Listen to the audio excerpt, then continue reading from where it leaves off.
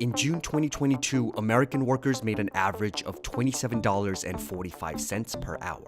In 1972, the same workers earned an average of $3.88 per hour. But when adjusted for inflation, wages have remained virtually unchanged over the last 50 years, with workers today earning just 12 cents more than they did in 1972. Between 1970 and 2018, the middle class share of aggregate income fell by 19% in the US. In comparison, the share of aggregate income for upper income households saw a rise of 19%. A study by the Pew Research Center discovered that the middle class, which was once comprised of the majority of Americans, has steadily shrunk since the 1970s. About 61% of American adults were considered middle class in 1971, compared to just 51% in 2019. The American working class is preparing for the worst, according to a survey by Primerica. A staggering 81% of households in the income bracket anticipate an impending recession this year. The survey, which covered over 1,200 adults earning between $30,000 and $100,000 revealed that more than half of the respondents, 63%, are either making preparations or contemplating the same to brace themselves for the potential financial downturn. One of the most severe problems is income inequality in the country. So this video is about how peak income inequality destroys the American working class. However, before moving to the topic, consider subscribing to the channel, hitting the notification bell. That way you will never miss future videos on America's most important economic topics. Thank you. Now, let's get back to the video. Take a look at this chart. By the second quarter of 2023, the top 10% of earners in the United States had amassed a staggering 69% of the country's total wealth. In stark contrast, the lowest 50% of earners only held a meager 2.5% of the wealth. This paints a bleak picture of a country where the notion of achieving success through hard work and determination is often just a myth. Shockingly, in 2021, almost 1 in 10 U.S. households had an annual income of less than $15,000. The wealth gap in America is truly alarming, with a small percentage of the population owning an overwhelming majority of the nation's riches. The labor market in the United States has been characterized by increasing wage inequality and slow wage growth for most workers over the past 40 years. In fact, only about 10 years during this period saw consistent, positive wage growth for most workers. These were during the late 1990s when the labor market was particularly tight, and the 5 years leading up to the pre-pandemic labor market peak in 2019. However, some low-wage workers have experienced significant wage gains during the current business cycle, even outpacing inflation. Despite this, the latest data from the Social Security Administration shows that the top earners continue accumulating a larger share of the earnings pie, while the total 90% fall further behind. Yes, many low-income households have indeed increased their income, so it's also true that during the pandemic, many low-income families benefited from rising paychecks. Over the past 3 years, a remarkable shift has occurred in the U.S. labor market, with low-income workers experiencing significant wage gains even after accounting for inflation. This marks a reversal of the trend that saw wages stagnating for laborers, while upper-income workers enjoyed steady advantages over the previous 4 decades. A recent analysis of data from the U.S. Labor Department by Politico found that this transformation was fueled by a host of factors, including government policies aimed at supporting the economy during the pandemic and a significant changes in the structure of the labor market. As a result of the resulting worker shortage, wages for one of the lowest tiers of earners who make an average of $12.50 per hour nationally grew by nearly 6% from 2020 to 2022, a significantly more significant increase than what low-wage workers saw during the entire Obama administration following the Great Recession. But the middle class struggled the most. In the course of the last 5 decades, the middle class in America has experienced an incessant contraction.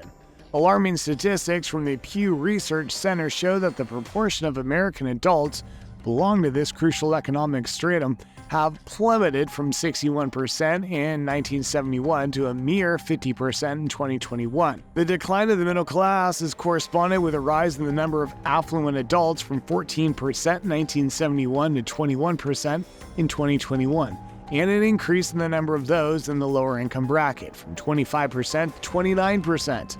Although this shift has been happening gradually over the last few decades, the percentage of adults in the middle class has been on a downward spiral since 1971 and has remained static at 50% in 2021. Every statistical data shows that the situation is concerning. For instance, this graph, the Gini coefficient, which measures income inequality, recorded a figure of 0.47 for household income distribution in the United States in 2022. This represents an increase in income inequality compared to 1990, where the figure was at 0.43. Over the past 30 years, income inequality in the U.S. has grown higher. In 2022, New York had the highest income inequality in the United States, with a Gini coefficient score of 0.52. Although Puerto Rico and the District of Columbia are not states, they also had high Gini coefficients that year. Among the 50 states, Utah and Alaska had the lowest income inequality with a Gini index of 0.43, making them the most equal states in terms of income distribution. And one of the most concerning things is that the future for what the working class is far from bright. According to the 2021 interview with Michael Wolff, Bureau of Labor Statistics Division Chief, the United States is expected to have around 11.9 million new job opportunities over the next decade. This is just over half of the 22.6 million created during the previous decade. The job market will undergo a significant shift, with some industries expanding and tripling their current workforce, while others will gradually fade away. Unfortunately, the retail trade industry is projected to be the most severely affected due to the pandemic. Possible loss of over 500,000 jobs by 2030. The office and administrative support, sales and retail, and production fields will be the hardest hit over the next decade. These fields are typically the backbone of the American middle class. Thus, it would be even more challenging for the working class to accumulate wealth, as they will have to adapt to new realities where they'll be losing their traditional jobs. Despite working full-time jobs, many households with middle income struggle to keep up with the rising cost of living. A recent article from Bloomberg highlights that a staggering 57% of the middle class is grappling with high borrowing costs, making it increasingly difficult to make ends meet. And more in this group are stressed about the economy than a year ago.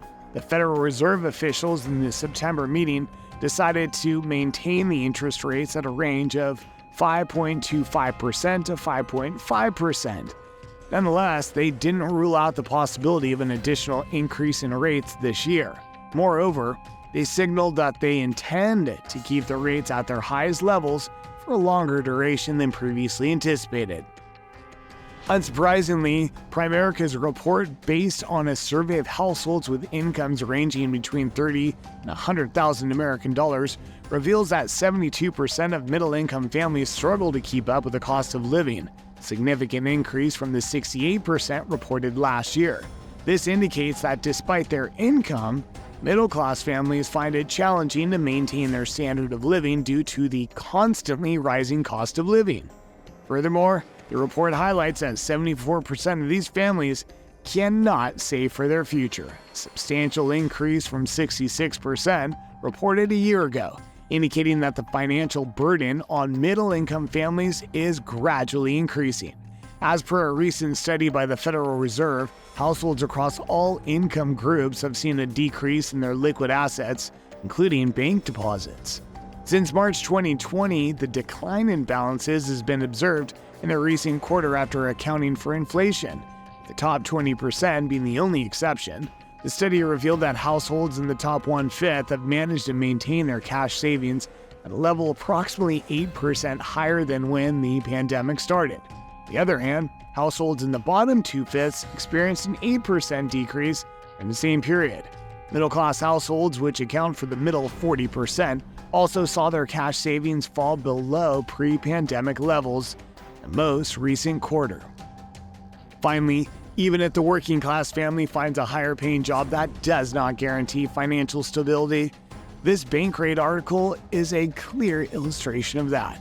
Christina Moss and her husband have an impressive combined yearly income of $125,000, 50% more than the 2022 median household income in the United States.